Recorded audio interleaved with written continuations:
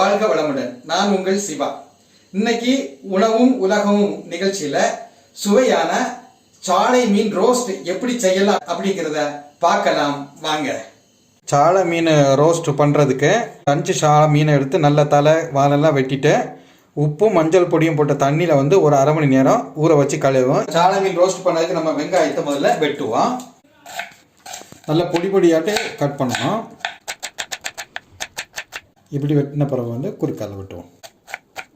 பச்சை மிளகாய் நம்ம இந்த மாதிரி கட் பண்ணிக்கோங்க பாருங்க. இப்போ நம்ம தக்காளியை கட் பண்ணுவோம். தக்காளி கொஞ்சம் பெரிய சைஸாக இருந்தாலும் ஒன்றும் இல்லை, அது உடனே நமக்கு வதங்கிடும். இந்த சாலை மீன் ரோஸ்ட் நீங்கள் ரொம்ப ரொம்ப நமக்கு ருசியாக இருக்கும். இது சாலை மீன் ரோஸ்ட் பண்ணுறதுக்கு நான் முதல்ல சட்டி நல்லா சூடாகிடுச்சு. இப்போ பாருங்கள், ஒரு 3 ஸ்பூனு தேங்காய் எண்ணெய் விடுறேன். ஏன்னா மீன்களுக்கு எப்போவுமே தேங்காய் எண்ணெய் விடுறது தான் நல்லாயிருக்கும். தேங்காய் எண்ணெய் விட்டாச்சு.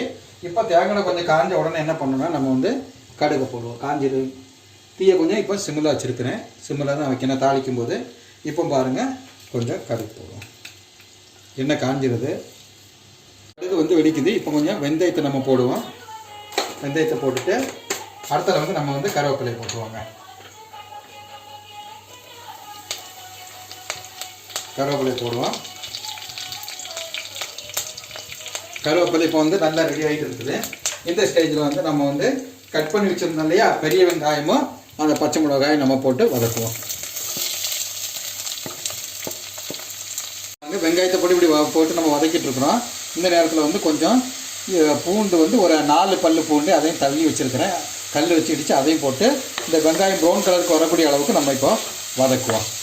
வெங்காயம் வதக்கும் போது பாருங்கள், நான் தீயை சிம்மில் தான் வச்சுருக்கிறேன். பாருங்கள், இங்கே இப்போ பெரிய வெங்காயம் நல்ல ஓரளவுக்கு வதங்கி வந்துடுச்சு. இந்த நேரத்தில் நம்ம வெட்டி வச்சிருக்கக்கூடிய தக்காளியும் அது கூட போடுவோம். இப்போ தக்காளியை போட்டு கொஞ்சம் நல்லா அந்த தோல் தக்காளி மேலே உள்ள அந்த தோல் உறிஞ்சி வரக்கூடிய அளவுக்கு நம்ம வதக்கணுங்க. ரொம்ப வதக்கணும் வேண்டாம், உறிஞ்சி வரக்கூடிய அளவுக்கு வதக்கினாலே போதும். அதுக்கப்புறம் நம்ம மசாலா ஐட்டங்களை போட்டுடலாம். பாருங்கள், தக்காளி நல்லா வதங்கி வந்துடுச்சு. இப்போ இந்த ஸ்டேஜில் நம்ம என்ன பண்ணணும்னு சொன்னால் நம்ம வத்தல் பொடி போடுவோம். வத்தல் பொடி ஒரு 1.5 ஸ்பூனு நான் போட்டிருக்கிறேன். வத்தல் பொடி போடுவோம். அதுக்கு அடுத்தது ஜீரகத்தை போடணும். 1 ஸ்பூன் சீரகம், நம்ம கொஞ்சம் சீரகத்தை போடுவோம். அதுக்கு அடுத்தது கொஞ்சம் மல்லிப்பொடியை நம்ம போடுவோம். இது ரொம்ப ரொம்ப ருசியாக வராங்க. நீங்கள் வீட்டில் ட்ரை பண்ணி பாருங்கள். 1 ஸ்பூன் மல்லிப்பொடி போட்டிருக்காங்க. அப்புறம் கொஞ்சம் மஞ்சள் பொடி போடுவாங்க. நல்லா அழகாக இப்போ எல்லாமே மசாலா மசாலாவில் போட்டு வதக்கிட்டோம். எல்லாம் நல்லா மிக்ஸ் ஆகி அழகாக வந்திருக்குது. இந்த ஸ்டேஜில் நம்ம என்ன பண்ணோம்னா கொஞ்சம் 1 கப்பு தண்ணி சேர்த்து கொதிக்க விடுவோம். 1 கப்பு தண்ணி சேர்க்குறேன். எண்ணி இப்போ தீயை சிம்மில் இது வரைக்கும் வச்சுருக்குறோம். இனி தீயை கொஞ்சம் ஜாஸ்தி பண்ணி வைப்போம். இனி கொஞ்சம் உப்பு நம்ம இப்போ போட்டுப்போம். ஏன்னா உப்பு போடலை, இது வரைக்கும் உப்பு போடணும். பாருங்கள், நான் உப்பு போடுறேன். இதை கொஞ்சம் அப்படியே நம்ம கொதிக்க விடுவோம். ஃபஸ்ட் நல்லா கொதிக்கட்டும். இப்படி அழகாக கொதிக்க ஆரம்பிச்சிடுச்சு. இப்போ இந்த நேரத்தில் நான் கொஞ்சம் புளித்தண்ணி சேர்க்குறேங்க. நீங்கள் புளித்தண்ணி உங்கள் தேவைக்கேற்ப சேர்த்துக்கோங்க. நான் கம்மியாக தான் சேர்க்குறேன். சிலவங்க புளி கொஞ்சம் ஜாஸ்தியாக சேர்ப்பாங்க.